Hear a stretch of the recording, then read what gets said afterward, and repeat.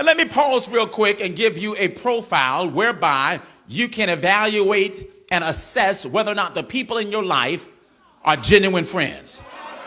Because we're so quick to call everybody a friend. I'm going to give you a 3-point checklist to help you to identify whether or not that person is really a friend. Can I give it to you real quick?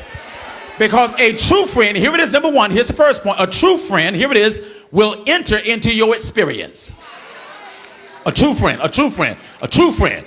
Look at verse 16 again. It says, and Jonathan arose and went unto David in the woods. Jonathan left his, here it is, setting that was inhospitable. His setting, better yet, that was comfortable. And he went to a setting that was inhospitable. Jonathan is chilling in the palace. But he's willing to leave his context of comfort to go stand with his friend who's in the woods. Because a true friend is not a friend, here it is, who stands in a long distance relationship in the sense that while I'm in the woods, they're talking about I'm praying for you. No, baby, I need you to do something more than pray for me. I need you to show up. Because a true friend will enter into the wilderness with you.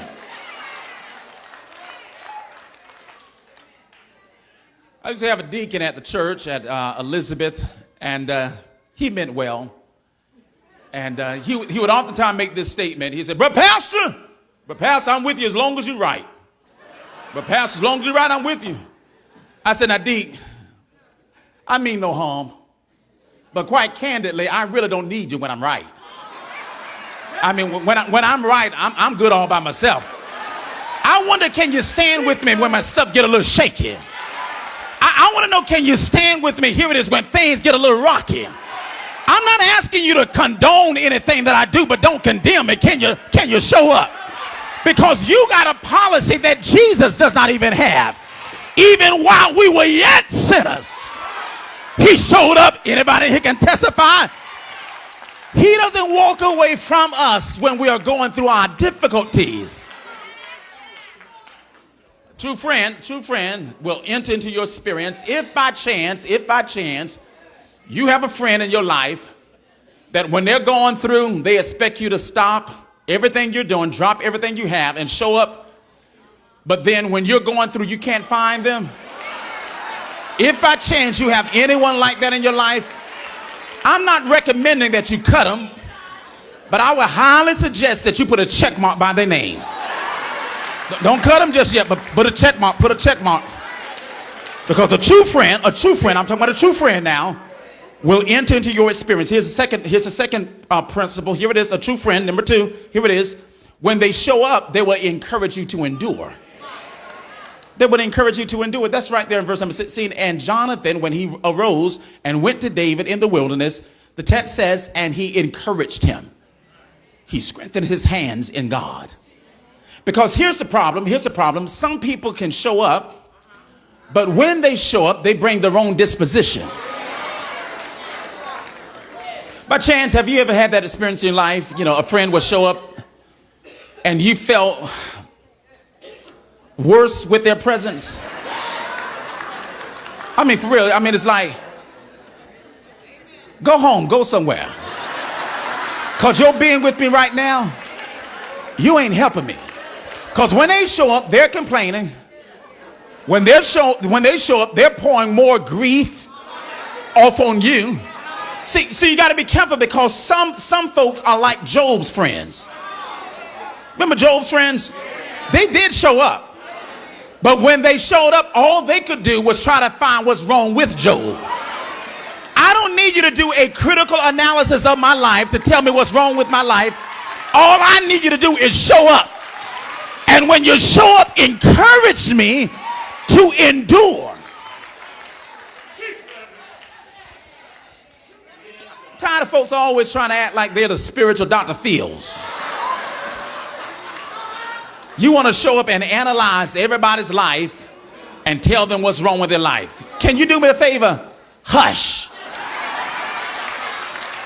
Just show up and encourage me. Now, if by chance you have a friend in your life who that when they show up, you get little to no encouragement, I'm not suggesting that you cut them, but I do highly recommend that you put a check mark by their name, because that friend is a little suspect. Can I give you the last one? Can I give you the last one? Here it is, here it is, here it is, here it is. What's the third and final point and principle of a true friend? Look at what the text says. Here's the shouting part. Here's the crescendo in the symphony of scriptures here in chapter number 23. It's right there, verse number 17. It says, and he said unto him, that's Jonathan speaking, fear not, for the hand of my crazy daddy shall not find thee. Here's the shouting part. Look at verse 17. And thou shalt be king over Israel.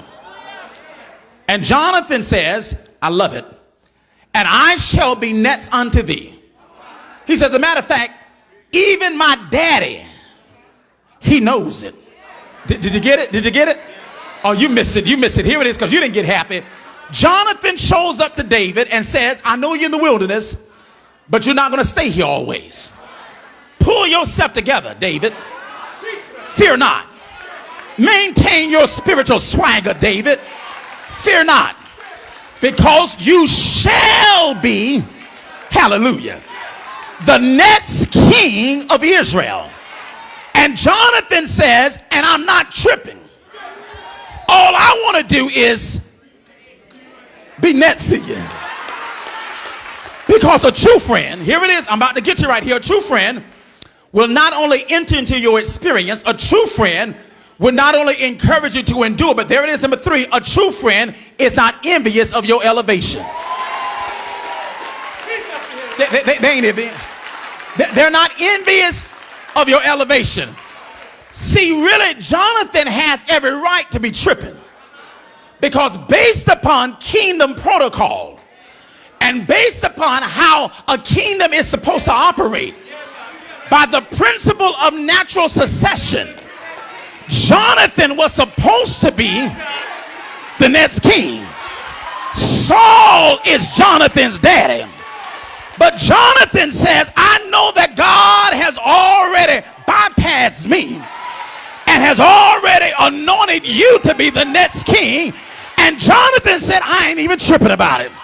A matter of fact, as long as I can get a chair right next to you, and see, Lord, deliver me from folks who cannot handle my elevation. Because you will find out who your real friends are when God starts taking you to a whole nother level. Some folks in your life can't handle where God is taking you.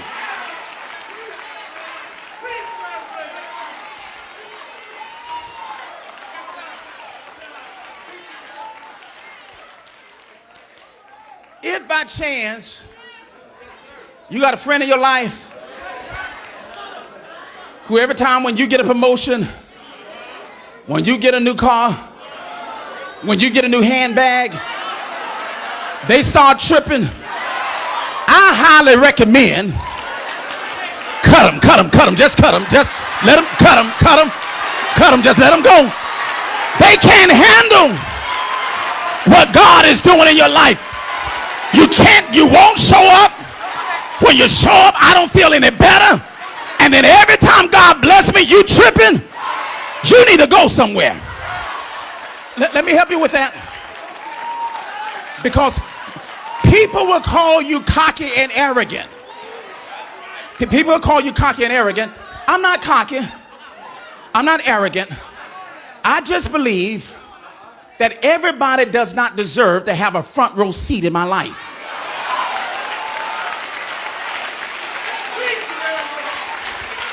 So sometimes you have to have an usher's ministry. You got to learn how to kindly escort them to the back row seat of your life, and you tell them, now you just watch me from afar, because you can't handle being this up close to me. Because if you're tripping over what God is doing in my life now, what are you going to do when he supersized me? What are you going to do when he blow me up? Tell him, child, you're sitting over here tripping over this little hoop that I got right now. God is about to do something even greater than that.